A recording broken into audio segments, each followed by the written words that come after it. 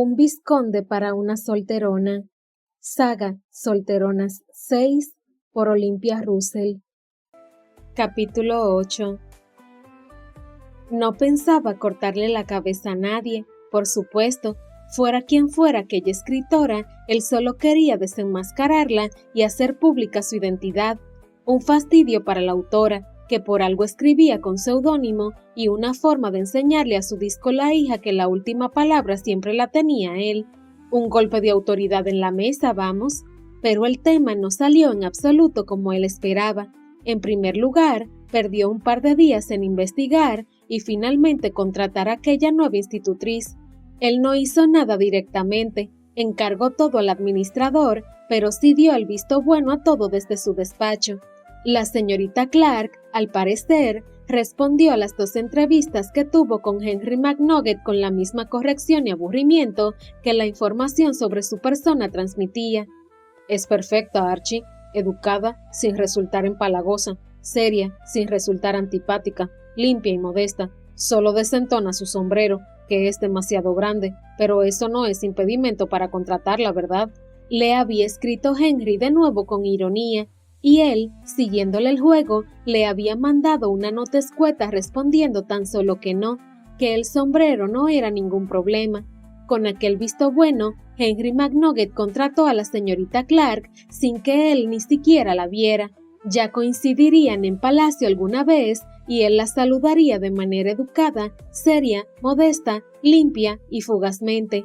Y, con un poco de suerte, no la volvería a ver hasta que desapareciera, como todas las anteriores, aunque esta vez esperaba que durara un poco más. Así que, solucionado aquel contratiempo, por fin pudo centrarse en lo más importante, lo que llevaba días deseando hacer, la búsqueda de aquella dama felizmente casada. En este caso, había decidido ocuparse él personalmente. No quería involucrar a Henry ni a nadie más. Por nada del mundo quería que llegara a oídos de nadie, ni siquiera de su hombre de confianza, que su hija había estado leyendo aquel libro. Bastante tenía con aguantar las miradas, discretas, pero de preocupación, cuando alguna trastada de su hija llegaba a oídos de su administrador. Lo cierto es que se avergonzaba internamente de no ser capaz de controlar a su hija y no quería dar, una vez más, una mala impresión. Iba a manejar aquel problema él solo y con absoluta discreción. Pero claro, cuando se puso manos a la obra, las cosas no salieron como esperaba. Archie era poderoso, pero eso no significaba que pudiera hacer las cosas solo. De hecho, lo que su poder le permitía era contratar a otras personas y mover hilos. Era la primera vez en su vida que se ocupaba él solo de algo tan importante, y pronto descubrió que no era fácil. Se le ocurrió, de la misma manera que a su hija, aunque él no lo sabía, que la manera más fácil de encontrar a la dama felizmente casada era buscar la imprenta donde se había impreso el libro. En Londres había muchas imprentas, pero no tantas que pudieran permitirse imprimir muchos ejemplares y, sobre todo, distribuirlos por todo el país, como había ocurrido con aquel. Al final, consiguió hacer una lista de 5 que cumplían esos requisitos. Luego, se dedicó a comprar ejemplares de libros en cada una de ellas para compararlos con el ejemplar que le había confiscado a su hija. La idea era comparar las tipografías, tipo de papel, estilo de portada, títulos, etc. Aquello también retrasó sus planes, ya que tardó una semana en acabar todo el proceso, pero finalmente consiguió, sin ninguna duda, descubrir dónde se había impreso el libro. Se trataba de una imprenta que regentaban 2 hermanos solteros de bastante edad. Era lo suficientemente grande como para encargarse de aquel trabajo, pero no tanto como para llamar la atención. Desde luego, la mujer felizmente casada había acertado en su elección.